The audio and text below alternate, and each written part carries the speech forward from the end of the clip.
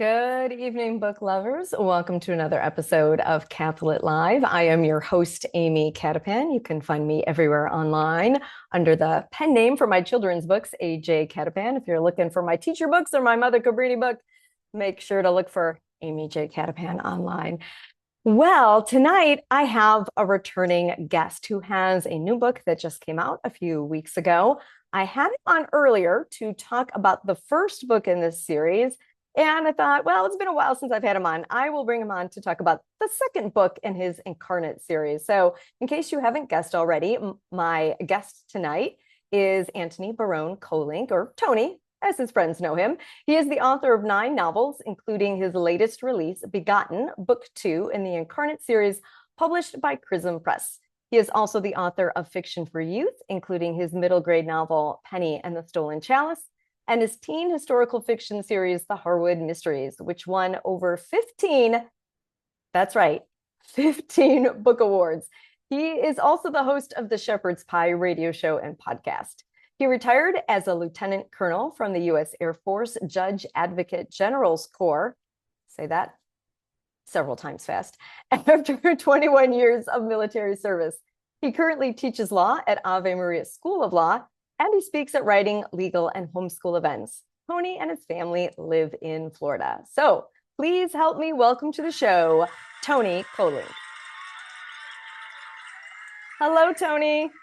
Hey, it's so great to be back. Thanks for having me. Oh, it's good to have you back. It's always good to hear about what you're doing. And what you're doing right now as a writer is you've just released the second book in your Incarnate series. You have it handy there, right? I think you had a copy. I do. Well, this is the Oh, first that's book, okay. Incarnate, and the second book I literally just opened yesterday from the box. So you are one of the Wow. first to see it.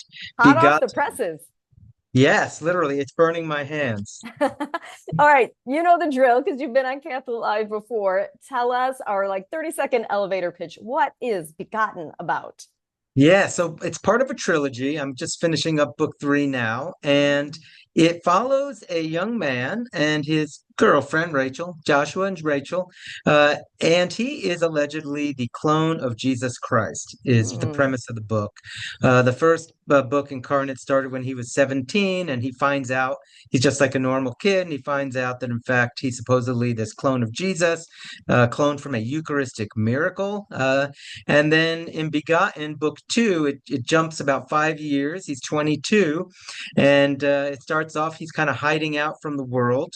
And it continues kind of his story as he kind of comes into conflict with church authorities and others who are trying to figure out if you're the clone of Jesus for real, what does this mean for the world, for the apocalypse? And he has to essentially, throughout this whole series, he's really identifying, am I really the clone of Jesus? And what does that actually mean? When I'm being pursued by the government, pursued by these cultists, pursued by people who want to kill me because I'm an abomination. Can I actually be a good person if I'm supposed to be essentially the antichrist? Is kind of Mm. what's going on in here. All right, so that brings up several questions. So, first of all, this whole idea of cloning Jesus could be controversial, and some people might feel like, I'm comfortable reading this book. What reaction have you gotten since this is the second book in the series? What was it like when that first book came out?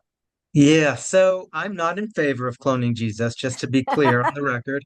I think if you're going to clone Jesus, you probably are a diabolical organization trying to bring about the end of days. I had to think really hard about this series before I finally went with it. And I did go with Prism Press, which is a really good, strong Catholic publisher, because I needed there to be a good, strong Catholic publisher. So people realized, oh, this isn't the Da Vinci Code. This is actually Mhm. something better. And I have gotten great reactions from folks who have read the book. Priests, actually, priests who have Oh. read and reviewed the book, who have liked it a lot. Because, yes, it's a page turner. Yes, it's a supernatural kind of speculative thriller.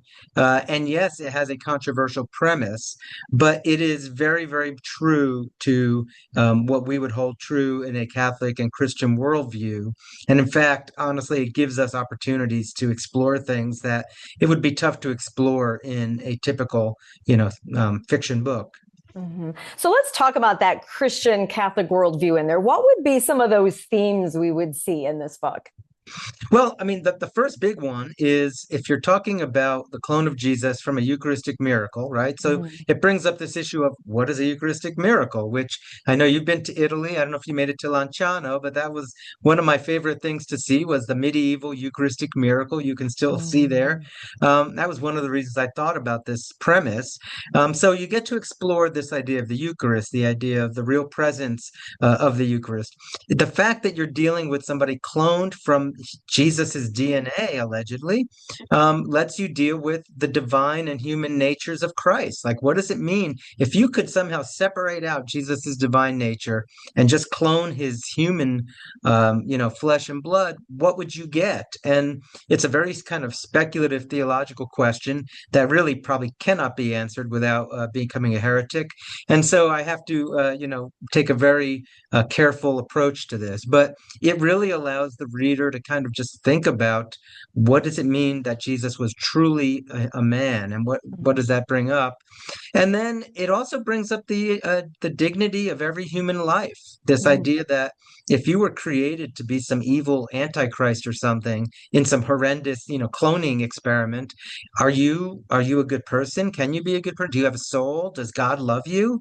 Can what Mhm. you do in this world actually contribute to the kingdom of God? Or are you sort of destined to be, the little Satan boy from the Omen? And free will. It also kind of course, then leads into what choices do we make, and can you choose good if you're created for evil?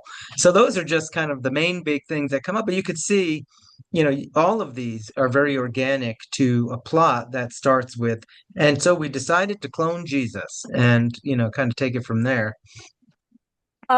Curious, as you were talking, I haven't been to that particular site for the Eucharistic miracle, but I've been to Orvieto, Italy, where there was the Eucharistic miracle. And of course, I've seen Carlo Acutis this past summer, and he did the whole website. Are different Eucharistic miracles mentioned in the series at all? Yes, and because Lanciano is the one that is the most established, the most Okay. researched and studied, and the most famous, and because I went there, Yeah. that one definitely is the one that's highlighted. Now, I actually created a fictional Eucharistic miracle for purposes of the Uh, story because I really didn't want to kind of associate any particular miracle with because the book yeah. has actually got a lot of dark things in it because it explores evil, people who are trying to do evil things. Yeah. And I didn't really want to take any actual miracle and drag it into this equation. So it was in Makes Italy, though. sense. The miracle I made up was in Italy, just Of because, course. of course, why not? Why not? Always Italy. If you could choose Italy, that's my motto. Exactly. Okay. Before we talk about where people can get the book, let's talk about the fact that you've written for different age groups. I mentioned in your bio that you've written like the middle grade, the more like young adult-ish. This is more for an older age group because of the deeper, darker, more mature themes. Do you have a favorite age group that you write for, or does each just kind of have its own pluses and minuses? You know, so I've got the Harwood Mysteries, with Loyola Press, 6 books, medieval series for ages, maybe like or seventh to, 12th grade, something like Yeah. that. I wrote 6 of those. So, I mean, in some ways, I really do like writing for that age group.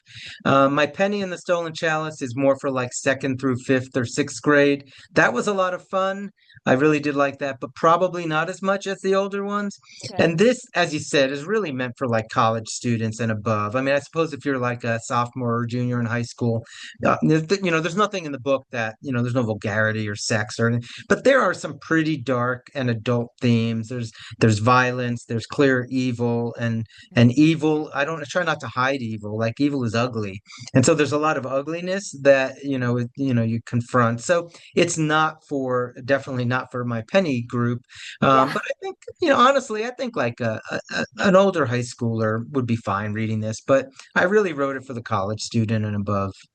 Yeah, I think of how many high school kids like over the years have read Stephen King novels. Like, Oh right? yeah. Like There's so Yeah, I many was people who reading will that read that. stuff when I was like in, sixth grade, which was a Right. mistake. But, we also have a lot of parents who are actually good parents and don't want their, kids reading this. So it's good that they know, like, oh, this isn't, the extension of the Harvard Mysteries. I'll just get this Yeah. from my, seventh grader. They would be Yeah. very like, ooh, I shouldn't have got that from my seventh grader. Yeah. Yeah. They got to think about it. All right. So if people want to find out more about you and your books, where should they go, Tony? All right. So, of course, you can go to my website, just like it's spelled on my name there, anthonykolenc.com. I always have links to everything on there. Chrism Press is excellent. They have a lot of really excellent and very cool and different kinds of Catholic books. Mm-hmm. So you can go to their website, and of course you can get the books, on Amazon or Barnes and Noble or any of the usual places. Perfect. Well, thank you for coming on once again, Tony. And it's always good to connect with you again. All right. Absolutely. I hope to see you this summer again, maybe at the Writers Conference. Yes, yes, we'll have to see. I might be able to make it this year, so we'll see how it goes.